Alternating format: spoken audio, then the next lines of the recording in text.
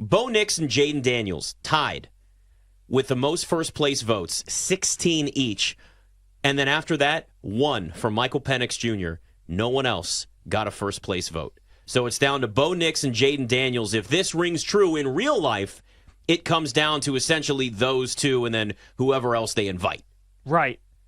You know, it's interesting, Nick. It's going to be between these two guys. I mean, Yep. Michael Penix was in the conversation for much of the year, but Washington's just playing all these close games. He's not putting up the numbers that he was. And, you know, he's had a bunch of games this year where he's had a couple duds, and Bo and Jaden Daniels especially have just been consistent throughout.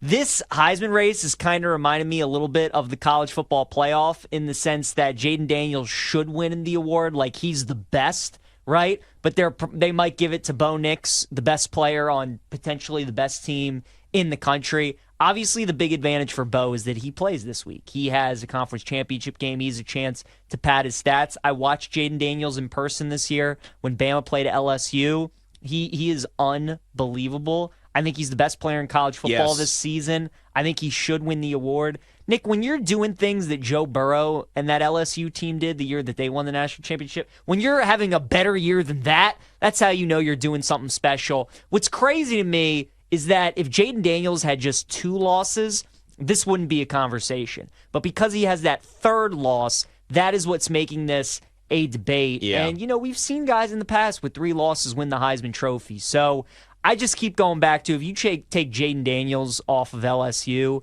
this is maybe a team that just makes a bowl. Maybe they're like 6-6. You take Bo Nix off of Oregon. Sure, they're not as good, but they still have so much talent. Their defense is great. LSU has one of the worst defenses in the country. Do you think that people have kind of already made up their mind, or do you think there are a lot of people out there who waiting to see how this weekend goes and whether or not they vote for Bo, whether they not or they vote for Jaden?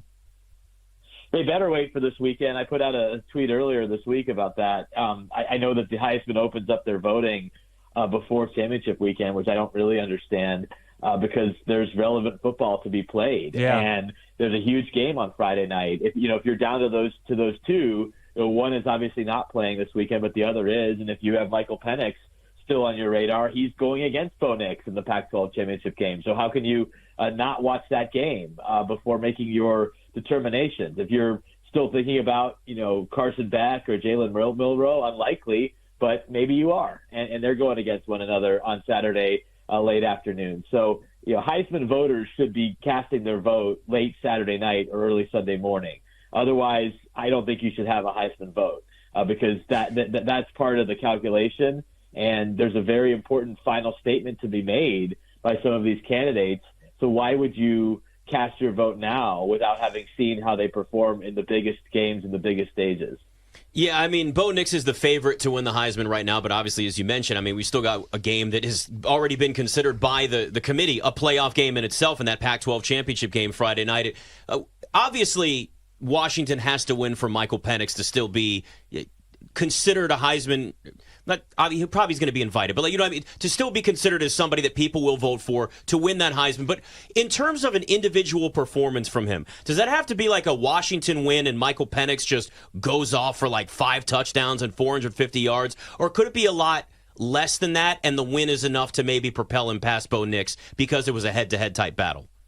Yeah, I have a hard time seeing Bo Nix winning the Heisman if he doesn't win this game. Mm-hmm. So that would mean that Michael Penix wins it, and it's not like he's got some slouch statistics. He's got 3,899 for passing, so nearly 3,900 passing yards. He's going to go over 4,000 in this game, most likely. 32 touchdowns, 65.6% completions, and I know the numbers lately have not been as overwhelming as maybe Bo Nix, but still, multiple touchdown passes in every game. I know the accuracy's fallen off, so he's going to need to show the form that we saw early in the year when Michael Penix was maybe the favorite for this award. When every time he stepped on the field, it was north of 70% completion. So he's only had one of those 70% or better games since Arizona back in late September. So I would say he's going to need a strong performance, but a win again over Bo Nix, a second win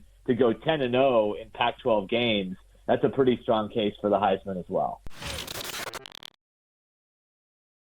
It's been such a strange last 5 weeks for Michael too. If you look at the numbers, like there's been a really big shift in terms of his production.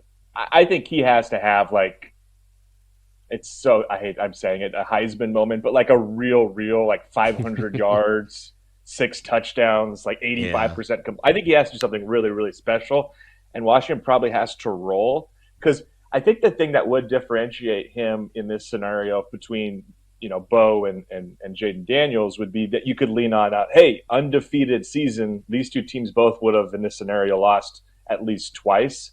And if you were to say it was a really lopsided win, maybe, but I would be surprised, and I'll be honest with you, having watched most of the Apple Cup, I'm a little concerned with what's going on with Michael Penix physically. Something doesn't look right. He has really, really fallen off from the player that I remember watching, and especially mid-September there after non-conference play, and you're saying he's the best quarterback in the country, and it might not be close.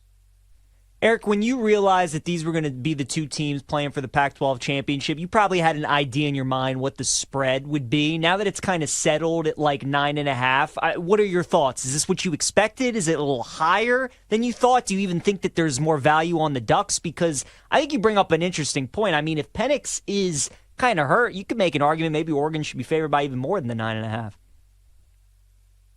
It's so funny because I remember coming out of the first game between these teams. I thought we would get a rematch, and I remember saying on that podcast, I think Oregon would be favored by 3 or 4 on a neutral today. This was back in October, and my co-host thought I was crazy for that opinion. They thought, oh, there's no way.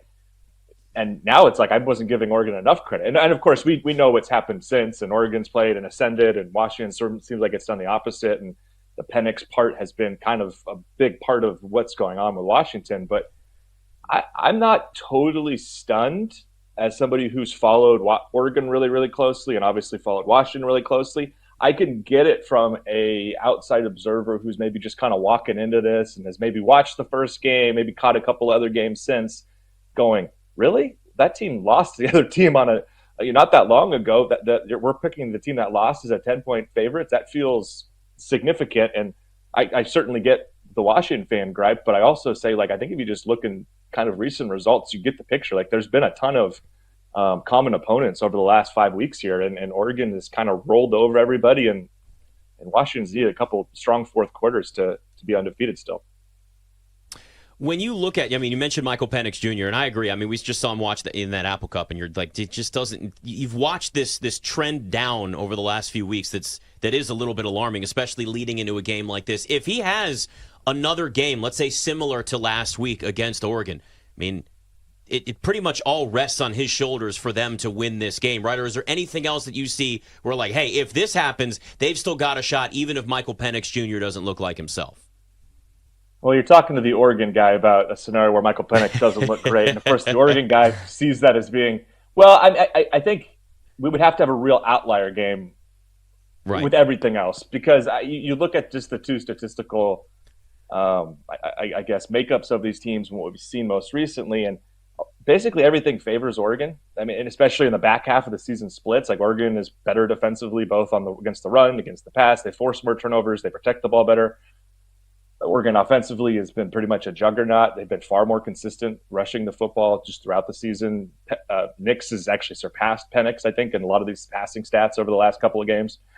So I really have said all week, my sense is that for this game to be one where Washington really has a chance at the end, you're going to have to get a Michael Penix A game, or, to my point earlier, Oregon is just going to have to make it real sloppy, make a ton of mistakes. Team that's been, again, not lost the ball more than I think twice in a game all season, 6 total turnovers, probably has to turn over 3 or 4 times. The penalty issues, which have been kind of present in the background with Oregon, I think they're 114th nationally in penalties this year. Washington, by the way, is second to last in penalties, so both these teams have had issues. But like that's the kind of, I think, build up in the game here where you would lean towards maybe Washington if Penix doesn't go out there and throw for 405 touchdowns or something.